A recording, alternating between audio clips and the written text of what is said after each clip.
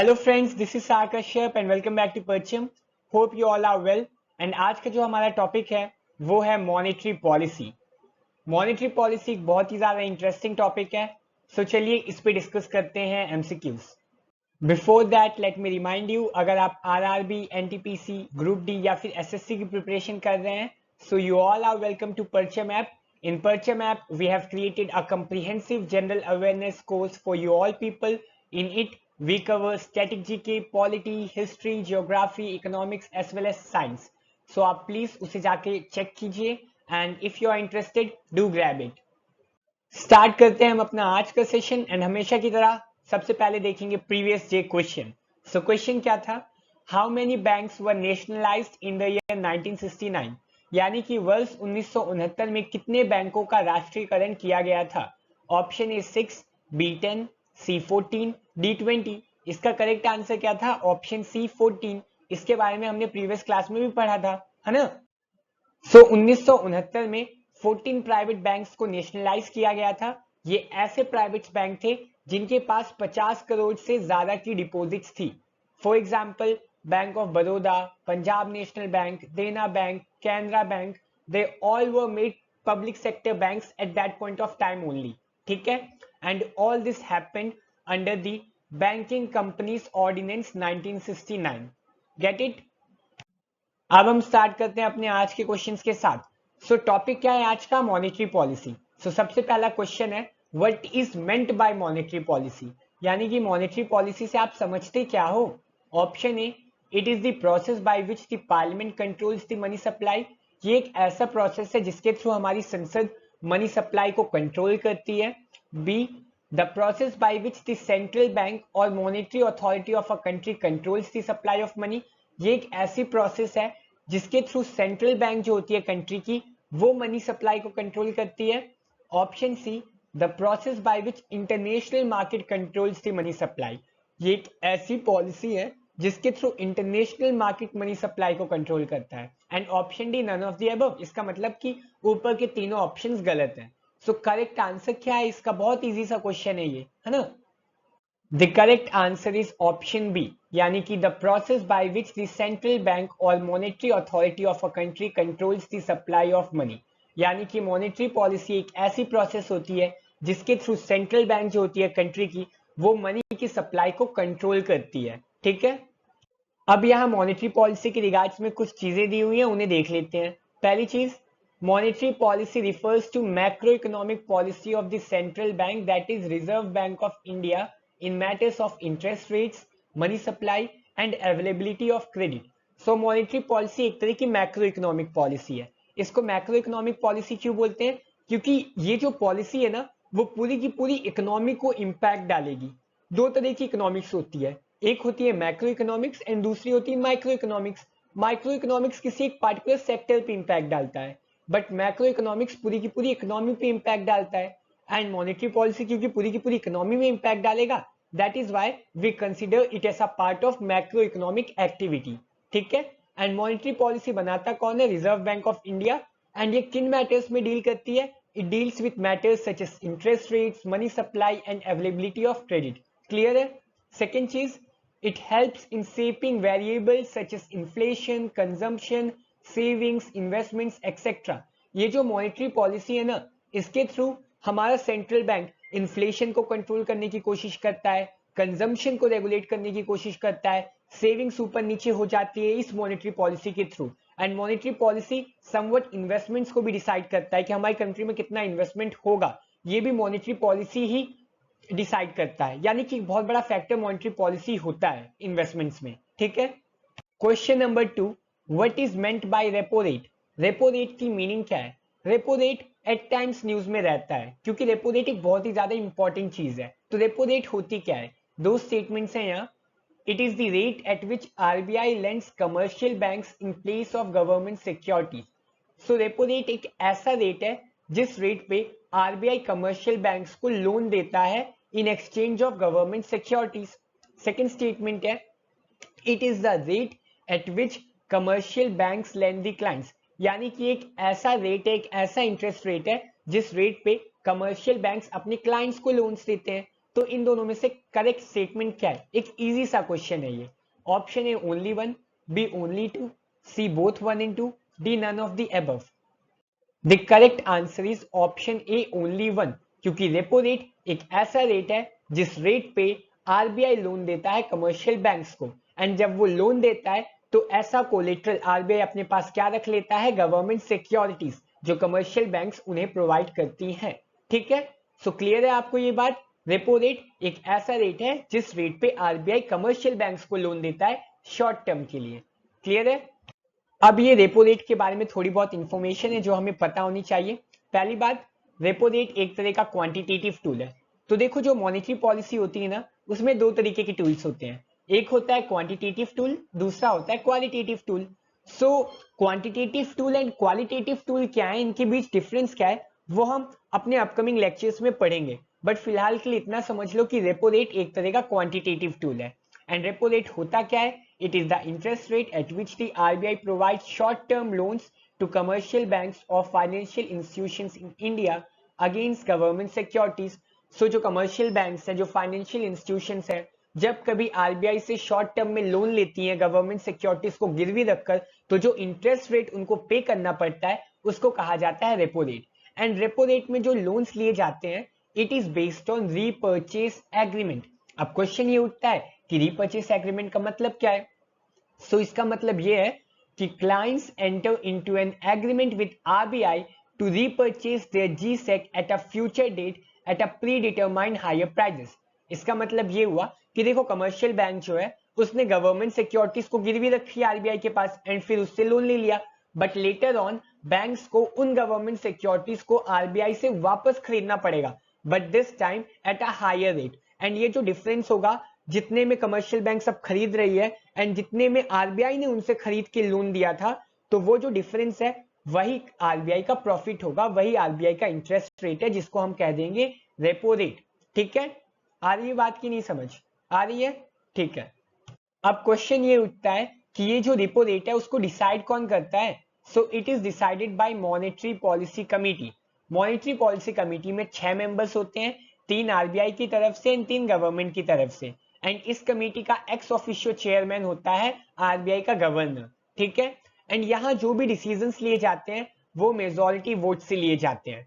Repo rate के बहुत सारे नाम है, जैसे कि रेपो रेट को पॉलिसी रेट भी कहा जाता है, रेपो रेट को बेंचमार्क इंटरेस्ट रेट भी कहा जाता है, साथ ही साथ रेपो रेट को रेडी फॉरवर्ड ट्रांजैक्शन भी कहा जाता है। सो ये सारी चीजें आपको याद होनी चाहिए। ठीक है, एंड जब कभी रेपो रेट बढ़ेगा तो हमारी कंट्री में लिक्विडिटी डिक्रीज होगी, हमारी इकोनॉमी में लिक्विडिटी कम होगी। क्यों? क्योंकि अगर रेपो रेट बढ़ेगा इसका मतलब यह है कि बैंक्स अगर लोन लेंगे आरबीआई से तो उनको ज्यादा इंटरेस्ट रेट पे करना पड़ेगा।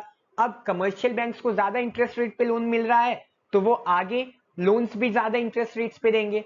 अब बैंक्स ज्यादा इंटरेस्ट रेट्स लेंगे तो जो लोग हैं वो कम लोन लेंगे, लोग अगर कम लोन लेंगे तो इकोनॉमी में पैसा कम आएगा एंड इस तरीके से इकोनॉमी में लिक्विडिटी जो है वो कम हो जाएगी। ठीक है, आ रही है बात की नहीं समझ? Okay. Question number 3, increase in repo rate can, पहला, increase the cost of borrowing and lending of the banks, second, decrease the cost of lending to the banks। बोल रहा है कि अगर रेपो रेट आप बढ़ाओगे तो क्या होगा? क्या वो बोरोइंग एंड लेंडिंग की जो कॉस्ट है बैंक्स की वो बढ़ा देगा? सेकंड, क्या वो जो कॉस्ट ऑफ लेंडिंग है बैंक्स की उसको घटा देगा? तो इन दोनों में से कौन सा स्टेटमेंट सही है? Option A only one, B only two, C both one and two, D none of the above. आराम से क्वेश्चन को देख लो एंड फिर आंसर को चूज करना। थोड़ा बहुत ट्रिकी है लेकिन इजी है। ठीक है, इसका सही आंसर है ऑप्शन ए ओनली वन। सो जब कभी हम रेपो रेट को बढ़ाएंगे तो जो बैंक्स है उनकी borrowing cost and lending cost बढ़ जाएगी। क्यों? क्योंकि बैंक्स को अब लोन्स जो है हाई इंटरेस्ट रेट्स पे मिल रहे हैं आरबीआई से। सो जो आगे वो लोन प्रोवाइड करेगी लोगों को वो भी हाई इंटरेस्ट रेट्स पे प्रोवाइड करेगी। इस तरीके से जो उसकी कॉस्ट है बोरोइंग एंड लेंडिंग की बैंक्स की वो बढ़ जाएगी। आ रही है बात समझ? ठीक है। Question number 4, what is the CRR? तो ये CRR क्या होता है?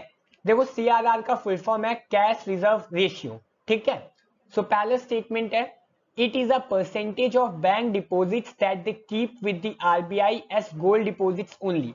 यानी कि जो बैंकों में डिपॉजिट्स होता है उसका कुछ परसेंट जो बैंक्स को आरबीआई के पास रखना पड़ता है गोल्ड के रूप में, उनको सीआरआर कहा जाता है। ठीक है। Second statement, it is a deposit made by banks with RBI in form of reserves और बैलेंसेस, यानी कि ये एक ऐसे डिपॉजिट्स हैं जो बैंक आरबीआई के पास रखते हैं रिजर्व में और बैलेंस में इन फॉर्म ऑफ कैश। ठीक है। सो कौन सा स्टेटमेंट इन दोनों में से सही है? Option A only one, option B only two, option C both 1 and 2, option D none of the above. इसका करेक्ट आंसर है ऑप्शन बी ओनली टू। पहले स्टेटमेंट हमारा बिल्कुल गलत है, ये आप लॉजिकली भी इसको गलत ठहरा सकते थे क्योंकि सीआरआर का फुल फॉर्म है कैश रिजर्व रेशियो। तो यहाँ जो रिजर्व मेंटेन किया जाता है वो कैश के फॉर्म में मेंटेन किया जाता है एंड ये जो रिजर्व मेंटेन किया जाता है आरबीआई के साथ। सो सेकंड स्टेटमेंट हमारा सही है, बट पहला स्टेटमेंट हमारा गलत है क्योंकि यहाँ लिखा हुआ है कि जो रिजर्व है वो गोल्ड डिपॉजिट्स के फॉर्म में मेंटेन किया जाता है, बट ऐसा नहीं है। ठीक है। So option B only two would be our correct answer. अब ये जो हमारा सीआरआर है उसके रिगार्ड में थोड़ी बहुत इंफॉर्मेशन है, जैसे कि सीआरआर एक तरह का क्वांटिटेटिव टूल है and it is a percentage of a bank's total deposits that it need to maintain as liquid cash, यानी कि बैंक्स में जितना भी टोटल डिपॉजिट्स होता है उसका परसेंट जो बैंक्स को लिक्विड कैश के रूप में मेंटेन करना पड़ता है उसे हम कहेंगे कैश रिजर्व रेशियो। एंड ये जो कैश होता है वो बैंक अपने वॉल्ट पे नहीं रखता, वो कहां रिजर्व करके रखता है? आरबीआई के पास। एंड बैंक्स इन रिजर्व्स पे किसी तरह का इंटरेस्ट या फिर प्रॉफिट अर्न नहीं करते। ठीक है। आ रही है बात समझ की नहीं? ठीक है। एंड ये जो कैश रिजर्व रेशियो है it is mandated under RBI act 1934। ये वही एक्ट है जिसने आरबीआई को इंडिया में एस्टैब्लिश किया था। जितने भी बैंक है इंडिया में उनको सीआरआर यानी कैश रिजर्व रेशियो मेंटेन करके रखना पड़ता है। Cash reserve ratio fortnightly basis पे काउंट किया जाता है, यानी कि हर 14 दिन में सीआरआर कैलकुलेट किया जाता है। एंड अगर कोई बैंक कोई फाइनेंशियल इंस्टीट्यूशन सीआरआर मेंटेन करके नहीं रखती है तो बैंक को पेनल्टी पे करनी पड़ेगी आरबीआई को। Get it? समझ लो आज के टाइम में सीआरआर यानी कैश रिजर्व रेशियो है 4%। ठीक है। तो अगर बैंक में हम 100 रुपए का डिपॉजिट कर रहे हैं तो उस 100 रुपए में से 4% कितना हुआ? 4 रुपए। तो इस 4 रुपए को बैंक्स को एस आर रिजर्व मेंटेन करके रखना पड़ेगा। आ रही है बात समझ की नहीं? एंड दूसरी बात यह है कि आरबीआई जो है कितना भी सीआरआर फिक्स कर सकता है, कोई कैप नहीं है। अगर उसका मन हुआ 50% सीआरआर रखने का तो वो 50% भी रख सकता है, 10% रखने का तो 10% भी रख सकता है। तो कोई लिमिट नहीं है कि इतना कम, इतना से कम नहीं हो सकता या फिर इतने से ज्यादा नहीं हो सकता। सीआरआर कितना भी हो सकता है। ठीक है। एंड जब कभी हम सीआरआर इंक्रीज करेंगे तो इकोनॉमी में लिक्विडिटी डिक्रीज हो जाएगी, ऑब्वियस सी बात है। देखो आपके बैंक में 100 रुपए हैं। ठीक है। समझ लो कोई बैंक है जिसका नाम है अहमदाबाद बैंक। ठीक है। अहमदाबाद बैंक में टोटल अमाउंट ऑफ डिपॉजिट्स हैं 100 रुपए। अब सीआरआर को रख दिया गया 50%। ठीक है। सीआरआर कितना है? 50%। इसका मतलब हुआ कि 50 रुपए अहमदाबाद बैंक को आरबीआई के पास रखना पड़ेगा। अब बैंक्स के पास कितने बचे? केवल और केवल 50 रुपए, क्योंकि 50 रुपए तो उसने आरबीआई के पास रख दिया। अब इस 50 रुपए से ही उसको लोन देना पड़ेगा, तो उसके पास जो लोनेबल अमाउंट है वो बहुत कम है ना, 50 रुपए, आधी हो गई। लेकिन अगर हम सीआरआर को 5% रखते हैं, ठीक है, तो अहमदाबाद बैंक के पास 95 रुपीस होंगे लोन देने के लिए। बाकी 5 रुपए तो उसने आरबीआई के पास रख दिया और 95 रुपीस का लोनेबल अमाउंट उसके वॉल्ट पे होगा, यानी कि ज्यादा से ज्यादा वो लोन दे पाएगा। इस तरीके से हम कह सकते हैं कि अगर सीआरआर इंक्रीज होगा तो लिक्विडिटी डिक्रीज होगा एंड सीआरआर डिक्रीज होगा तो लिक्विडिटी इंक्रीज होगी, क्योंकि जब भी सीआरआर डिक्रीज होगा इसका मतलब यह है कि बैंक्स के पास ज्यादा पैसा होगा लोन्स देने के लिए। ठीक है। Question number 5, which of the following statement is true of SLR? SLR होता है स्टैट्यूटरी लिक्विडिटी रेशियो। सो उसके रिगार्ड में कौन सा स्टेटमेंट यहां सही है? Option A, it is to be maintained by all financial institutions. B, it is to be maintained as liquid assets. C, these need to be kept in non-cash form. And D, all of the above. इन चारों में से कौन सा statement सही है? पहला बोल रहा है कि एसएलआर हर तरीके की फाइनेंशियल इंस्टीट्यूशंस यानी कि वित्तीय संस्थाओं को मेंटेन करना पड़ता है। SLR में जो रिजर्व होता है वो लिक्विड एसेट्स के फॉर्म में मेंटेन करना पड़ता है, एंड ये जो लिक्विड एसेट्स हैं वो नॉन कैश फॉर्म में होते हैं, यानी कि कैश के फॉर्म में आप मेंटेन करके नहीं रख सकते। तो एनडी बोल रहा है ऑल ऑफ द अबव, यानी कि तीनों के तीनों स्टेटमेंट ऊपर के सही हैं। सो करेक्ट आंसर क्या है? इसका करेक्ट आंसर है option D, all of the above, यानी एसएलआर के रिगार्ड में ये तीनों चीजें बिल्कुल सही हैं। ठीक है, अब यहाँ थोड़ी बहुत इंफॉर्मेशन है एसएलआर के रिगार्ड में जो आपको पता होनी चाहिए। जैसे कि एसएलआर एक तरह का क्वांटिटेटिव टूल है, हमारा रेपो रेट भी क्वांटिटेटिव टूल था, सीआरआर भी क्वांटिटेटिव टूल था, एंड एसएलआर भी क्या है? एक क्वांटिटेटिव टूल है। It is mandated under banking regulation act 1949, यानी ये एसएलआर वाली पावर आरबीआई को कहां से मिलती है? बैंकिंग रेगुलेशन एक्ट 1949 से। एसएलआर होता क्या है? It is a percentage of a bank's total deposits that it need to maintain in liquid assets, यानी कि बैंक्स के पास जितना डिपॉजिट्स है उसका कितना परसेंट बैंक्स को लिक्विड एसेट्स के रूप में मेंटेन करना पड़ता है, उसे हम कहेंगे एसएलआर। एसएलआर और सीआरआर में डिफरेंस होता है। सीआरआर में बैंक्स को कैश के रूप में रिजर्व्स को मेंटेन करना पड़ता है, बट एसएलआर में लिक्विड एसेट्स के फॉर्म में। ठीक है, लिक्विड एसेट्स यानी कि गवर्नमेंट सिक्योरिटीज के रूप में, ट्रेजरी बिल्स के रूप में, गोल्ड के रूप में जब कभी बैंक्स रिजर्व्स को मेंटेन करे उसको हम बोलेंगे एसएलआर। एंड ये जो एसएलआर है वो बैंक्स अपने पास रखती हैं। देखो सीआरआर में जो हम कैश रिजर्व रख रहे हैं वो हम आरबीआई के वॉल्ट में रखते हैं, बट स्टैट्यूटरी लिक्विडिटी रेशियो में जो हम रिजर्व मेंटेन करके रख रहे हैं वो बैंक्स अपने पास रखती हैं, एंड बैंक्स इन रिजर्व से प्रॉफिट भी अर्न करती हैं। एंड सीआरआर की तरह ही एसएलआर भी फोर्टनाइटली बेसिस पे कैलकुलेट किया जाता है, एंड अगर बैंक्स एसएलआर को मेंटेन करके नहीं रखती हैं तो उनके ऊपर पेनल्टी लगती है। ठीक है, and SLR is mandated under banking regulation act 1949, ये तो पढ़ लिया था। एंड लीगली एसएलआर जो है वो 40% से ज्यादा नहीं हो सकता। देखो सीआरआर में कोई लिमिट नहीं था, सीआरआर कितना भी हो सकता है, 70%, 80%, क्योंकि लीगली कोई लिमिट नहीं लगाई गई है कि वो कितना होगा। बट एसएलआर पे लीगल लिमिट है कि वो 40% से ज्यादा नहीं हो सकता, एंड एट प्रेजेंट एसएलआर है 18% का। एंड जब कभी एसएलआर बढ़ेगा तब लिक्विडिटी डिक्रीज होगी, क्योंकि देखो एसएलआर बढ़ा रहे हैं तो इसका मतलब ये है कि बैंक्स को अपना ज्यादा से ज्यादा पैसा लिक्विड एसेट्स के फॉर्म में मेंटेन करना पड़ेगा। इसका मतलब ये हुआ कि उनके वोल्ट में जो कैश होगा, जो लोनेबल अमाउंट होगा वो कम हो जाएगी। इस तरीके से वो कम लोन दे पाएंगे, एंड जो इकोनॉमी है वहां लिक्विडिटी डिक्रीज हो जाएगी। आ रहा है बात आपको समझ की नहीं? ठीक है, एंड ये जो बैंकिंग रेगुलेशन एक्ट है ये वही एक्ट है जिसने आरबीआई को बहुत ज्यादा पावर दी थी। ठीक है, ठीक है। Question number 6. The terms marginal standing facility rate and net demand and time liabilities sometimes appearing in news are used in relation to, देखो न्यूज में कभी कभी कुछ टर्म्स आते रहते हैं जैसे कि marginal standing facility rate, net demand and time liabilities. तो यहां पूछ रहा है कि ये जो टर्म्स है वो किन चीजों से रिलेटेड है। Option A banking operations, B communication networking, C military strategies, D supply and demand of agricultural products. ये सीएसई 2014 में पूछा जा चुका क्वेश्चन है, इजी सा क्वेश्चन है। इसका करेक्ट आंसर है ऑप्शन ए बैंकिंग ऑपरेशन। यहां तो आप इसको इजीली गेस भी कर सकते थे कि हम इकोनॉमी में अभी फिलहाल क्या पढ़ रहे हैं, बैंक्स के बारे में पढ़ रहे हैं, मॉनेटरी पॉलिसीज के बारे में पढ़ रहे हैं, तो उसी से रिलेटेड कुछ क्वेश्चन होगा, है ना। तो यहाँ थोड़ा बहुत लॉजिक भी लगा सकते थे। And communication networking, military strategies के बारे में तो हम कुछ डिस्कस ही नहीं कर रहे हैं, तो उसका क्वेश्चन मैं क्यों ही दूंगा, है ना। आ रही है बात समझ की नहीं आपको? सो जो टर्म है marginal standing facility rate and net demand and time liabilities, they are in relation to banking operations. ठीक है, अब चलिए समझते हैं मार्जिनल स्टैंडिंग फैसिलिटी को।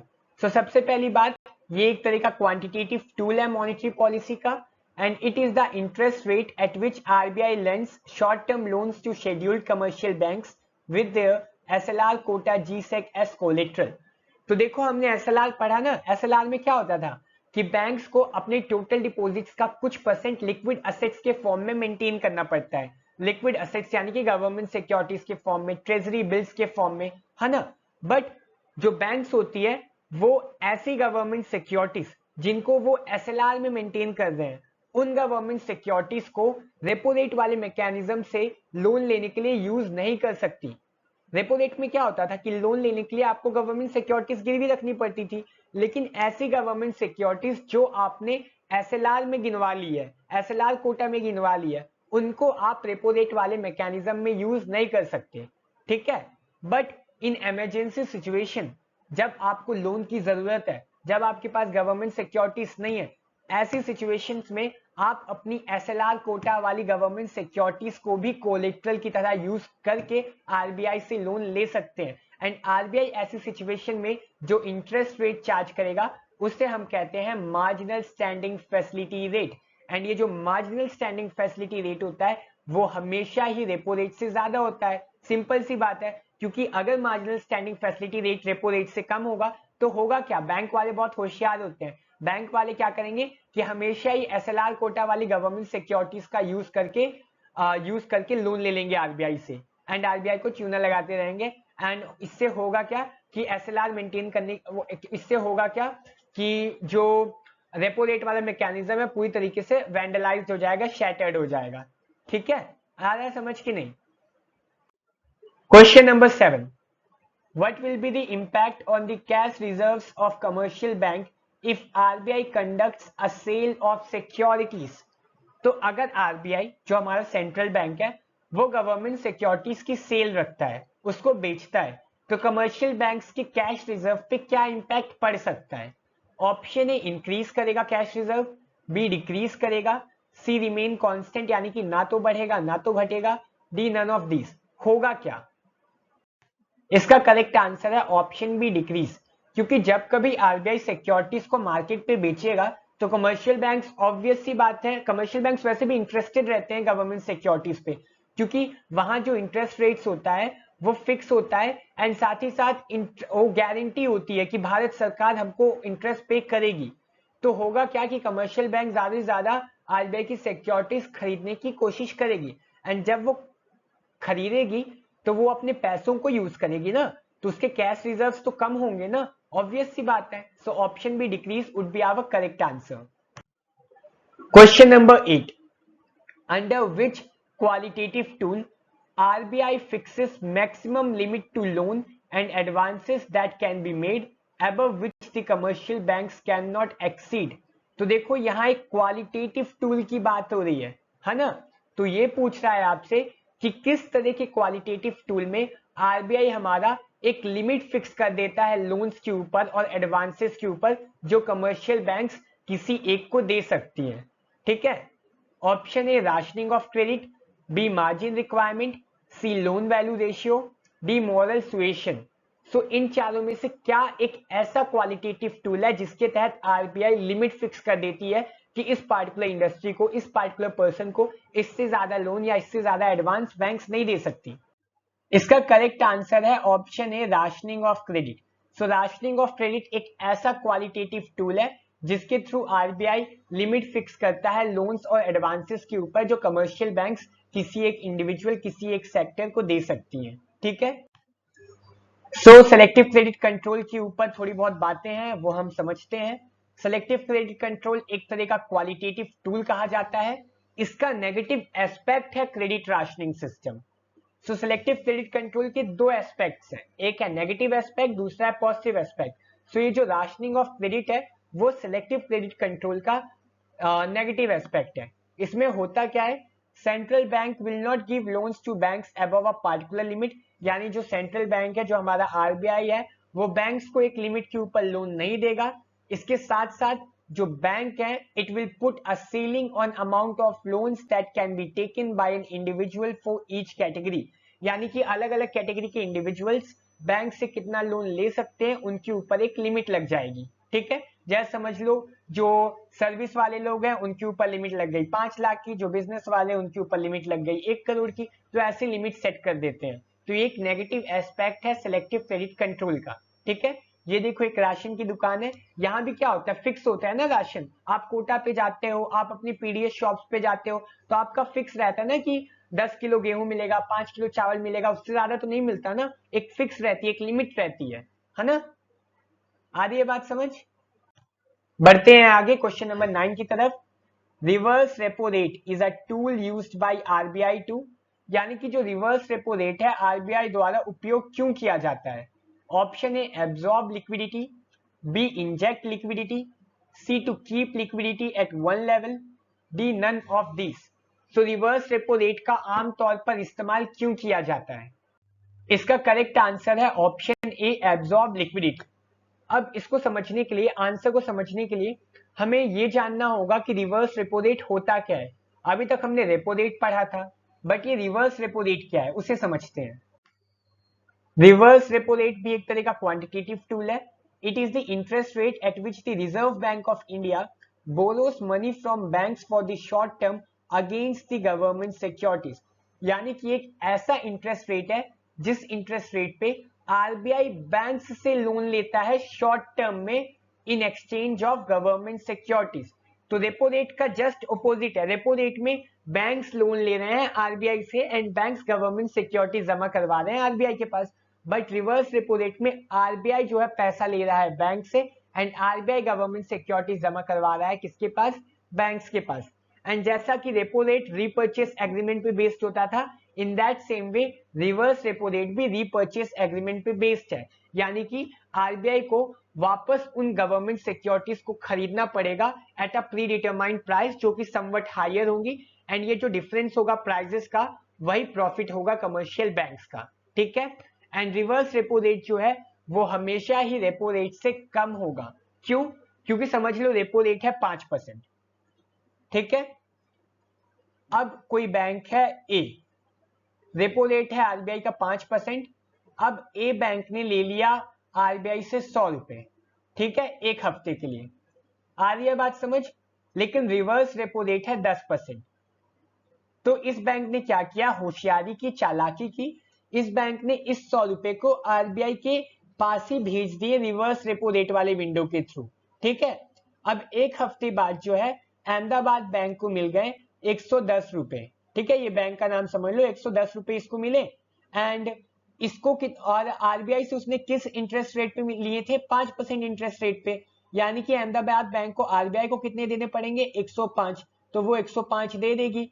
इसके पास बच गए 5 रुपए। सो 5 रुपए इसने मुफ्त के कमा लिए, आरबीआई का ही पैसा लेकर आरबीआई से ही कमा लिया, घपला कर दिया ना। सो इस कारण रिवर्स रेपो रेट हमेशा ही रेपो रेट से कम होता है। आ रही है बात समझ? नहीं तो बैंक्स वाले ना बहुत होशियारी करेंगे और आरबीआई का पैसा लेके आरबीआई को ही दे दिया करेंगे और उन्हीं से कमा लिया करेंगे, कुछ करना ही नहीं पड़ेगा। तो हमारा आरबीआई भी मूर्ख थोड़ी ना है, चालाक है। वो हमेशा रिवर्स रेपो रेट को रेपो रेट से कम रखता है। ठीक है। Question number 10, which one of the following is not a qualitative credit control measure of the RBI? निम्नलिखित में से कौन आरबीआई का गुणात्मक ऋण नियंत्रण उपाय नहीं है? तो देखो, हमने बहुत बार पढ़ा कि जो मॉनेटरी पॉलिसी है वहां दो टूल्स होते हैं, एक होता है क्वालिटेटिव टूल, दूसरा होता है क्वांटिटेटिव टूल। अब यहां आपसे पूछा जा रहा है इन चारों में से क्या एक क्वालिटेटिव टूल नहीं है, यानी कि इन चारों में से कोई एक तो क्वांटिटेटिव टूल है, उसको आपको फाउंड आउट करना है। Option A, fixing margin requirements, B, variable interest rates, C, open market operations, D, credit rationing. तो इसका करेक्ट आंसर क्या है? समवट हार्ड क्वेश्चन है अगर आपने मॉनेटरी पॉलिसी को अच्छे से ना पढ़ा हो तो, बट अगर पढ़ा है तब तो बहुत इजी सा क्वेश्चन है। इसका सही आंसर है option C, open market operations. क्योंकि ओपन मार्केट ऑपरेशंस एक तरह का क्वांटिटेटिव टूल है। बहुत सारे बच्चों के मन में अभी डाउट घूम रहा होगा कि क्वांटिटेटिव टूल क्या है, क्वालिटेटिव टूल क्या है। उनको हम अभी आगे पढ़ेंगे, डिटेल में पढ़ेंगे, आपके सारे डाउट्स क्लियर हो जाएंगे। बस लेक्चर पे बने रहो एंड फिलहाल यहां फोकस करो कि ओपन मार्केट ऑपरेशन एक तरह का क्वांटिटेटिव टूल है। ठीक है। अभी हम डिस्कस कर रहे थे कि हम मॉनेटरी पॉलिसी के टूल्स को डिटेल में पढ़ेंगे। सो स्लाइड्स आपके सामने है। सो जो मॉनेटरी पॉलिसी के टूल्स हैं वो दो तरीके के होते हैं, पहला है क्वांटिटेटिव एंड दूसरा है क्वालिटेटिव टूल्स। तो चलिए इनको समझते हैं। देखो, आपकी गाड़ी है, आपके पास एक गाड़ी है, आपकी गाड़ी खराब हो गई। आपको पता चलता है कि इस गाड़ी की जो टायर है वो फट चुके हैं, उससे हवा भी निकल चुकी है और उसमें एक क्या है, एक नेल घुस चुकी है, एक बिरंची घुस चुकी है, एक खिल्ली घुस चुकी है। तो आपको ये तो पता है कि अब करना क्या है। आपने पॉलिसी दिमाग में बना ली कि भैया हमको इस बिरंची को निकालनी पड़ेगी, हमको मैकेनिक को बुलाना पड़ेगा, फिर मैकेनिक अपने हिसाब से काम करेगा एंड इस गाड़ी को ठीक करेगा। तो आपके मन में पॉलिसी बन गई। ठीक है।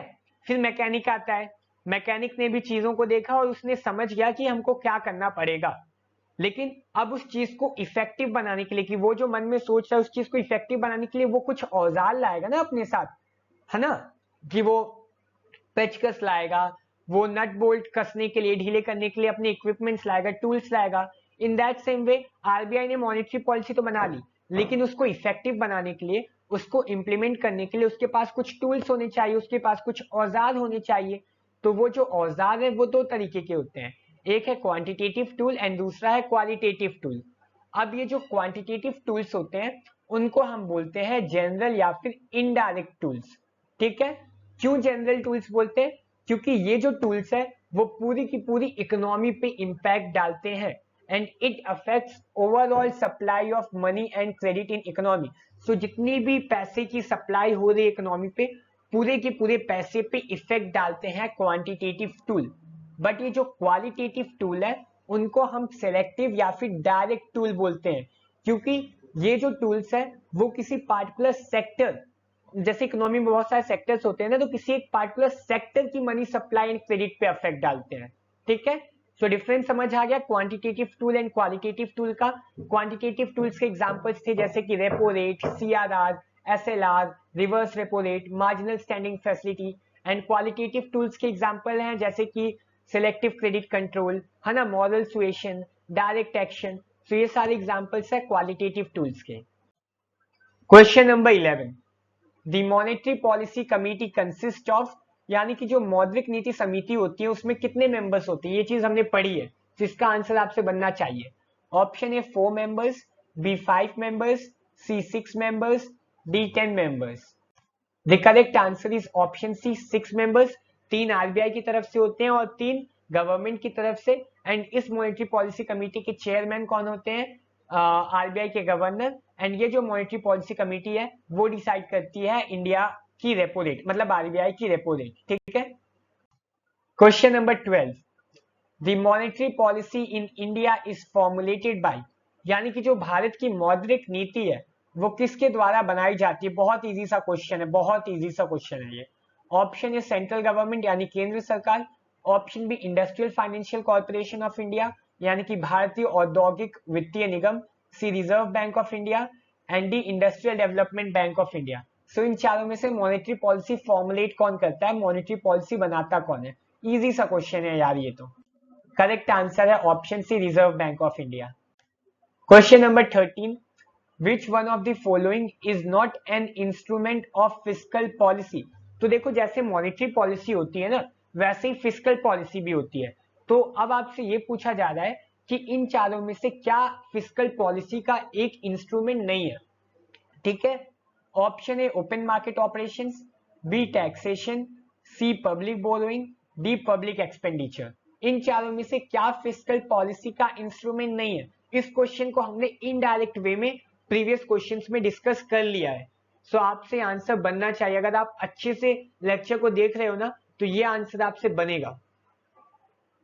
इसका करेक्ट आंसर है option A open market operations, क्योंकि ओपन मार्केट ऑपरेशंस क्या है? एक तरह का क्वांटिटेटिव टूल है मॉनेटरी पॉलिसी का। सो ये मॉनेटरी पॉलिसी का पार्ट होता है, ना कि फिस्कल पॉलिसी का। ठीक है, अब ये ओपन मार्केट ऑपरेशंस क्या है इसको थोड़ा बहुत डिटेल में देख लेते हैं। तो देखो open market operations monetary policy का एक तरह का क्वांटिटेटिव टूल है। इसमें होता क्या है? It is a system of buying और selling of government securities from market.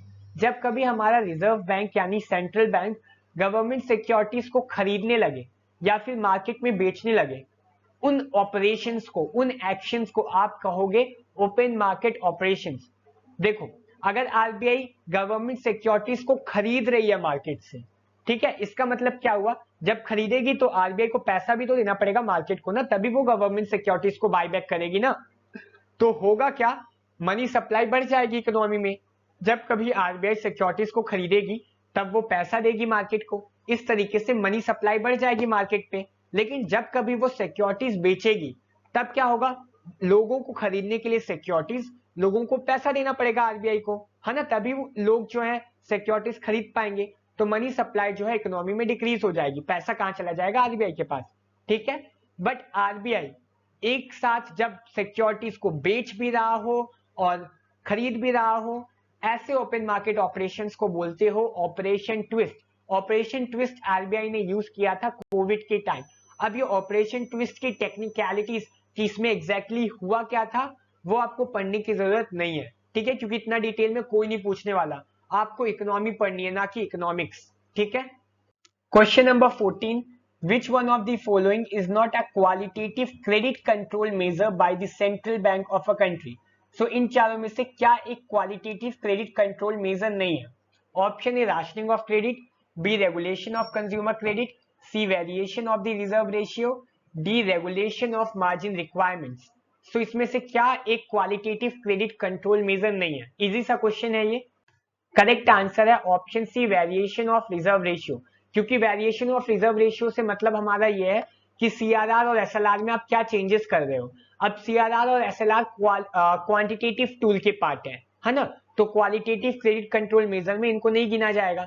So option C variation of the reserve ratio would be our correct answer. Question number 15 easy सा क्वेश्चन है, अगर आपने सीआरआर का कॉन्सेप्ट क्लियरली पढ़ लिया है तो क्वेश्चन नंबर 15 बहुत इजी है। What happens when CRR is increased? अगर आप CRR बढ़ा रहे हो तो क्या होगा? Option A it decreases money supply, यानी मनी सप्लाई कम हो जाएगी। B it increases demand for money, यानी जो मनी की डिमांड है वो बढ़ जाएगी। सी इट डिक्रीजेस इन्फ्लेशन, यानी महंगाई कम हो जाएगी। And D all of the above, यानी कि ये तीनों की तीनों चीजें होंगी। सो करेक्ट क्या है? The correct answer is option D all of the above, क्योंकि जब कभी आरबीआई सीआरआर बढ़ाएगा तो इसका मतलब यह है कि बैंकों को ज्यादा पैसा आरबीआई के पास रखना पड़ेगा। अब बैंक्स के पास कम पैसे होंगे लोगों को लोन देने के लिए, तो इकोनॉमी में जो मनी सप्लाई है वो कम हो जाएगी। अब बैंक्स के पास कम पैसा है लोन देने के लिए, तो होगा क्या कि जो डिमांड है लोन्स की वो तो ऑब्वियस है कि बढ़ेगी, तो डिमांड बढ़ेगी पैसों के लिए, एंड मार्केट में पैसा कम रहेगा तो इन्फ्लेशन भी कम हो जाएगा। So D all of the above would be our correct answer. Question number 16, who is the chairperson of the Monetary Policy Committee of India? So जो भारत की मौद्रिक नीति समिति होती है उसके अध्यक्ष कौन होते हैं, ये चीज हमने डिस्कस की थी। Option A finance minister, B RBI governor, C prime minister, D chief economic adviser. इसका करेक्ट आंसर है option B RBI governor. So RBI governor is the ex officio chairperson of the monetary policy committee, and present governor कौन है RBI के? शक्तिकांता दास, ठीक है। Question number 17, what do we call the instrument of monetary policy which directly affect the quantity of money supply? हम मौद्रिक नीति के साधन को क्या कहते हैं जो मुद्रा आपूर्ति की मात्रा को सीधे प्रभावित करता है? ये चीज हमने डिस्कस की है, यानी कि ऐसे मॉनेटरी पॉलिसी के इंस्ट्रूमेंट्स जो डायरेक्टली मनी सप्लाई को अफेक्ट करते हैं उनको आप क्या बोलोगे? Option A quantitative instruments, B qualitative instruments, C money instruments, D none of the above. So the correct answer is option A quantitative instruments, क्योंकि quantitative instruments ही money supply की quantity को डायरेक्टली अफेक्ट करते हैं। So question में ये answer था, यहाँ क्या लिखा है? Directly affect the quantity of money supply, so quantity से ही आया क्वांटिटेटिव, ठीक है। So option A would be our correct answer. Question number 18, consider the following statements about SLR. UPSC CDS 2011 में पूछा जा चुका क्वेश्चन है। 3 स्टेटमेंट है। पहला statement, to meet SLR commercial banks must keep cash only, यानी एसएलआर को meet करने के लिए, एसएलआर मेंटेन करने के लिए कमर्शियल बैंक्स को कैश के रूप में रिजर्व रखना पड़ता है। दूसरा statement, SLR is maintain by the banks with themselves, SLR जो होता है वो बैंक्स अपने पास ही रखते हैं, अपने पास ही मेंटेन करते हैं। तीसरा, SLR restricts the leverage of banks in pumping more money to the economy. SLR जो है बैंक्स को रोकता है इकोनॉमी में मनी को पंप करने से। सो कौन से स्टेटमेंट्स यहाँ सही हैं? इजी क्वेश्चन है। SLR हमने पहले डिस्कस कर लिया है। अगर आपने SLR का कॉन्सेप्ट समझ लिया था तो आपसे ये क्वेश्चन बनेगा। Option A 1, 2 and 3, B 1 and 3, C 2 and 3, D only 2। So what's the correct answer? इसका करेक्ट आंसर है ऑप्शन सी 2 and 3। पहला स्टेटमेंट तो हमारा बिल्कुल ही गलत है, क्योंकि जो एसएलआर है वो कमर्शियल बैंक्स कैश के रूप में मेंटेन नहीं करते। It must be maintain in form of liquid assets such as government securities, treasury bills, gold, है ना। कैश के फॉर्म में तो मेंटेन ही नहीं करते कमर्शियल बैंक्स एसएलआर को। एंड दूसरा स्टेटमेंट हमारा सही है, क्योंकि एसएलआर जो होता है वो बैंक्स अपने पास मेंटेन करते हैं, एंड CRR बैंक्स RBI के पास मेंटेन करते हैं। तीसरा भी हमारा बिल्कुल सही है, क्योंकि SLR की वजह से होता क्या है, बैंक्स को अपना जो पैसा होता है वो लिक्विड असेट्स में डालना पड़ता है। अब जब पैसा लिक्विड असेट्स पे इन्वेस्ट करके रख दिया तो वो पैसा तो दब गया ना, उस पैसों को तो आप लोन में नहीं डाल सकते ना। तो इससे क्या होता है, बैंक्स की जो लेवरेज है ज्यादा मनी को पंप करने की इकोनॉमी में, उसको रिस्ट्रिक्ट कर दिया जाता है। ठीक है।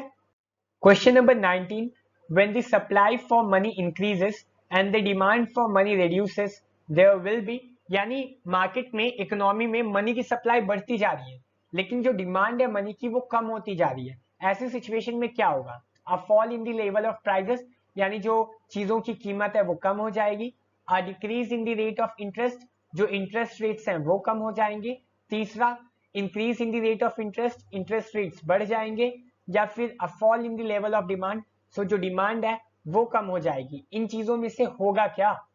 इसका करेक्ट आंसर है option B, a decrease in the rate of interest. क्योंकि देखो बैंकों के पास ज्यादा पैसा है, बैंक ज्यादा लोन देना चाहते हैं लेकिन लोग लोन लेना नहीं चाहते, डिमांड नहीं है लोगों के बीच पैसों की, तो बैंक्स क्या करेंगे, इंटरेस्ट रेट्स को कम कर देंगे ताकि लोग जो है वो लोन लें, डरे ना। ठीक है, तो इंटरेस्ट रेट्स कम हो जाते हैं ऐसी सिचुएशन में। Question number 20, if the interest rate decreases in an economy it will, अगर हमारी इकोनॉमी में इंटरेस्ट रेट डिक्रीज हो रहा है तो क्या होगा? Option A, decrease the investment expenditure in the economy, increase the loan repayment by the government, increase the consumption expenditure in the economy and increase the total savings in the economy. Conceptual answer है इसका, conceptual clarity होगी तभी ये answer बनेगा। ठीक है, अगर interest rate हम कम कर रहे हैं इकोनॉमी में तो इन चारों में से क्या होगा? ठीक है, सबसे पहले क्या होगा, सबसे इफेक्टिवली क्या होगा? Correct answer is option C, increase the consumption expenditure in the economy. तो देखो इंटरेस्ट रेट अगर हम कम करेंगे तो लोग ज्यादा से ज्यादा लोन लेंगे, लोग ज्यादा से ज्यादा लोन लेंगे तो लोग ज्यादा से ज्यादा पैसा खर्च करेंगे, तो जो कंजम्पशन एक्सपेंडिचर है वो हमारे देश में बढ़ जाएगा, है ना। Question number 21, which agency has the foremost role in regulation of banking sector in India? बहुत इजी सा क्वेश्चन है, तो बच्चों वाला क्वेश्चन है ना, कि कौन सी एजेंसी बैंकिंग सेक्टर को रेगुलेट करती है इंडिया में? A RBI, B union finance commission, C union ministry of finance, D union ministry of commerce. ये तो बच्चों वाला क्वेश्चन है, गलती से ये क्वेश्चन इंक्लूड हो गया। इसका करेक्ट आंसर क्या है? ऑप्शन है Reserve bank of India. Basic सा क्वेश्चन है। Question number 22, when the Reserve Bank of India reduces the statutory liquidity ratio यानी SLR by 50 basis points, which of the following is likely to happen? अगर reserve bank of India SLR को 50 basis points कम कर देता है तो क्या चीजें होंगी? 50 बेसिस पॉइंट यानी कि 0.5% SLR कम कर रहा है, तो इन चारों में से क्या चीजें हो सकती हैं? ऑप्शन ए, India GDP growth rate increases drastically, यानी कि जो इंडिया की जीडीपी ग्रोथ रेट है वो एकदम से बढ़ जाएगी। B, foreign institutional investors may bring more capital into our country, foreign से ज्यादा इन्वेस्टमेंट्स आएंगे। C, scheduled commercial banks may cut their lending rates, so जो कमर्शियल बैंक्स हैं वो अपने लेंडिंग रेट्स यानी कि अपने इंटरेस्ट रेट्स को वो कम कर देंगे। D, it may drastically reduce the liquidity of the banking system, so जो बैंकिंग सिस्टम में लिक्विडिटी है वो एकदम से कम हो जाएगी। इन चारों में से क्या चीजें होंगी अगर आरबीआई एसएलआर को रिड्यूस करता है 50 बेसिस पॉइंट से? 50 बेसिस पॉइंट यानी कि 0.5% वो रिड्यूस करता है, तो इन चारों में से क्या होगा? एक बेसिस पॉइंट मतलब होता है 0.01%, सो 50 बेसिस पॉइंट यानी कि 0.5%। ठीक है, इसका करेक्ट आंसर है ऑप्शन सी, यानी कि scheduled commercial banks may cut their lending rates. तो देखो अगर हम एसएलआर कम कर रहे हैं, एसएलआर कम कर रहे हैं, इसका मतलब ये हुआ कि बैंक्स जो है वो अब कम पैसों को लिक्विड असेट्स में मेंटेन करके रखेंगी, है ना। उनको जो लिक्विड असेट्स वाला रिजर्व है वो कम मेंटेन करके रखना पड़ेगा, यानी कि उनके पास ज्यादा पैसे होंगे, ज्यादा लोनेबल अमाउंट होगा। लोनेबल अमाउंट जब बढ़ जाएगा तो कमर्शियल बैंक्स ऑब्वियस सी बात है इंटरेस्ट रेट्स को कम कर देंगे ताकि ज्यादा से ज्यादा लोन ले, है ना। सो क्वेश्चन नंबर 22 का आंसर है option C. Question number 23, open market operations refers to, ये चीज हमने पढ़ी हुई है। ओपन मार्केट ऑपरेशंस होते क्या है? Option A, borrowing by banks from the RBI, B, lending by commercial banks to industry and trade, C, purchase and sales of government securities by RBI, D none of the above. Open market operations का मतलब क्या है? Easy सा question है। It is option C, purchase and sales of government securities by RBI. तो ये चीज हमने वैसे भी पहले डिस्कस कर ली थी, तो यहाँ और ज्यादा डिस्कस करने की जरूरत नहीं है। Question number 24, which of them is or are part of monetary policy? Prelims 2015 में पूछा जा चुका क्वेश्चन है। इन चारों में से क्या मॉनेटरी पॉलिसी का पार्ट है? 1 bank rate, second open market operations, third public डेब्ट, फोर्थ पब्लिक रेवेन्यू। आंसर्स हैं option A 1 only, B 2, 3 and 4, C 1 and 2, D 1, 3 and 4। So इन चारों में से क्या मॉनेटरी पॉलिसी का पार्ट है? इसका करेक्ट आंसर है option C 1 and 2। Bank rate एक तरह का क्वांटिटेटिव टूल है मॉनेटरी पॉलिसी का। ओपन मार्केट ऑपरेशंस के बारे में तो बहुत बार डिस्कस किया, तो ऑब्वियस सी बात है मॉनेटरी पॉलिसी का ही पार्ट है। एंड ये जो पब्लिक डेब्ट एंड पब्लिक रेवेन्यू है, ये मॉनेटरी पॉलिसी का पार्ट नहीं है। ये किसका पार्ट है? ये पार्ट है फिजिकल पॉलिसी का। किसका? फिजिकल पॉलिसी का। So option C 1 and 2 would be our correct answer. अब क्वेश्चन नंबर 25 एंड आज का लास्ट क्वेश्चन। इसका आंसर आपको कमेंट करके हमें बताना है। इजी सा क्वेश्चन है ये, सो इसका आंसर आप प्लीज कमेंट करना। क्वेश्चन नंबर 25 क्या है? What do we call the rate at which RBI lends money to commercial banks? हम उस दर को क्या कहते हैं जिस पर आरबीआई वाणिज्यिक बैंकों को पैसा उधार देता है? तो आरबीआई जिस इंटरेस्ट रेट पे कमर्शियल बैंक्स को लोन प्रोवाइड करता है उसे क्या कहा जाता है? Option A repo rate, B reverse repo rate, C CRR, D SLR. तो इसका करेक्ट आंसर क्या है? इजी सा क्वेश्चन है ना, तो आप कमेंट करके जरूर इसका आंसर बताना, ठीक है। सो इस तरीके से खत्म होती है हमारी आज की क्लास। मिलते हैं नेक्स्ट क्लास में। Till then bye bye, have a good day and I hope कि आप लोग इस टेस्ट सीरीज को एंजॉय कर रहे हैं। मिलते हैं नेक्स्ट क्लास में। नेक्स्ट क्लास में हम मॉनेटरी पॉलिसी को ही कंटिन्यू करेंगे एंड और भी क्वेश्चंस को देखेंगे एंड एंजॉय करेंगे, ठीक है। सो एक बार वापस पढ़ लेना मॉनेटरी पॉलिसी को। Till then bye bye, have a good day and answers को कमेंट जरूर करना। Thank you.